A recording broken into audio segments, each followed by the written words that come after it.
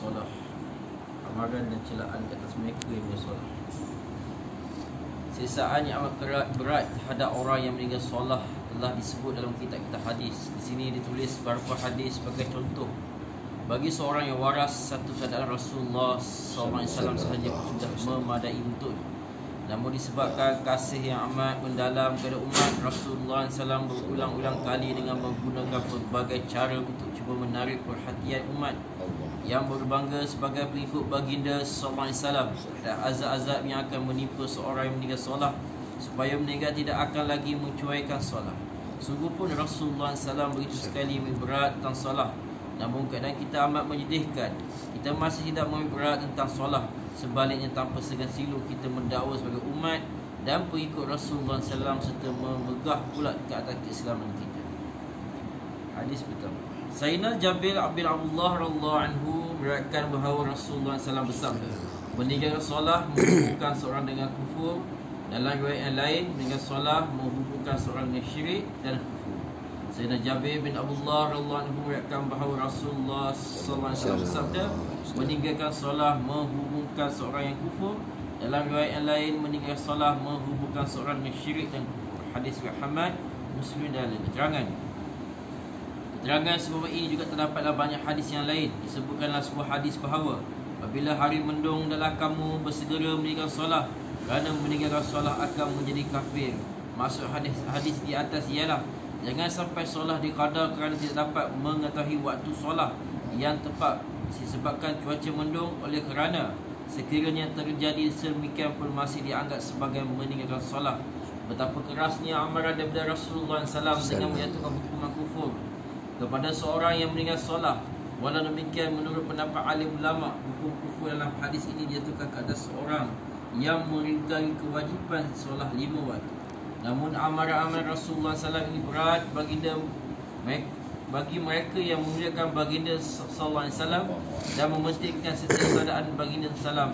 Tambahan pula ramai antara para sahabat yang unggul seperti Sayyidina Umar radhiyallahu anhu, Sayyidina Abdullah bin Mas'ud radhiyallahu anhu, Sayyidina Abdullah bin Abbas radhiyallahu anhum dan lain-lain tetap berdapat bahawa seorang yang meninggal solah dengan sengaja tanpa sesuatu uzur adalah kafir. Daripada kalangan para imam pula, Imam Ahmad bin Hanbal rahmatullahi alaih, Ishaq Rahway rahmatullahi alaih dan Ibnu Mubarak rahmatullahi alaih juga berpendapat sedemikian.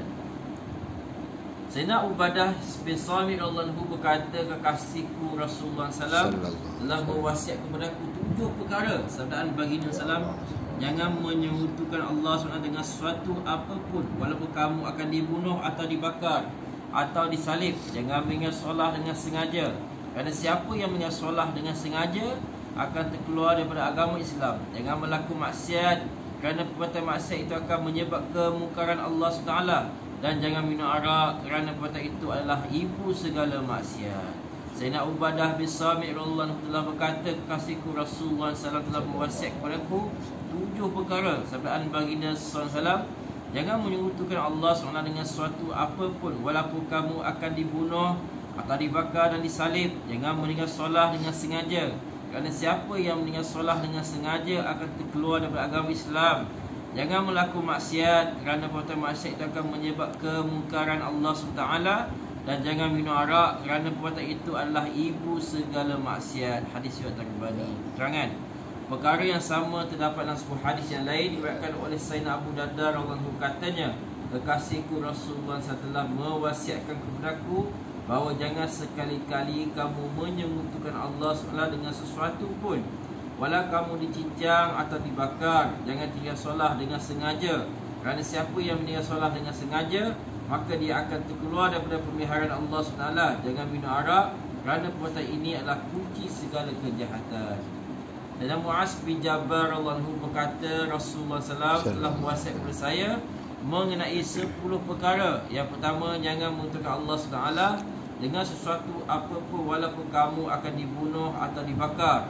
Yang kedua, janganlah kamu menderhakai kedua ibu bapa kamu, meskipun mereka menyuruh kamu berpisah dengan isteri dan harta benda kamu.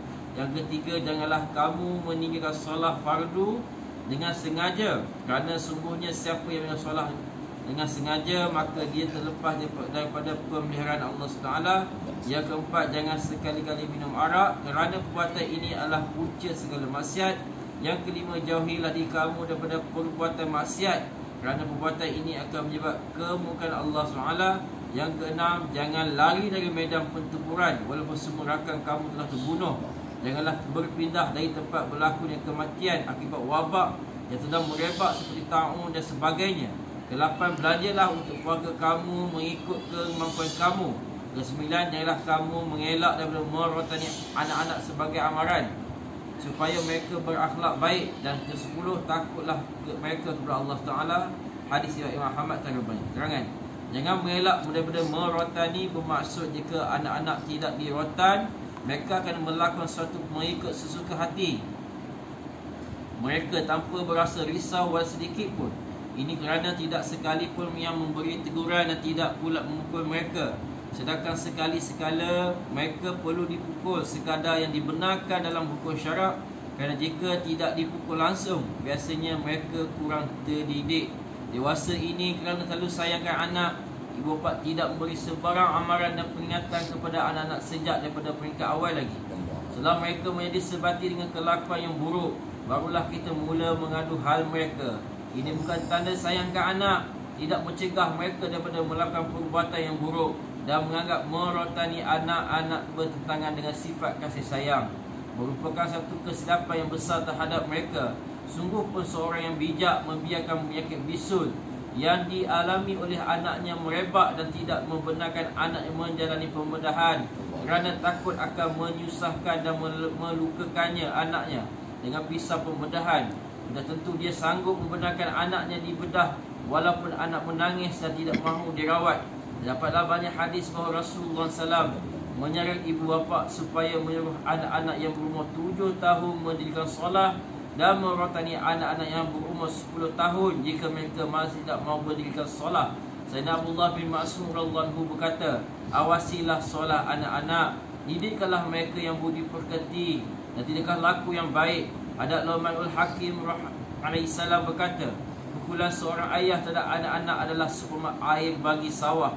Rasulullah SAW bersabda bahawa memberi peringatan kepada anak-anak lebih baik daripada mensedekahkan satu gantang gandum. Dan satu hadis Rasulullah SAW bersabda, semoga Allah SWT merahmati seorang yang menggantung tali cambuk dalam rumahnya untuk memberi peringatan kepada ahli keluarganya.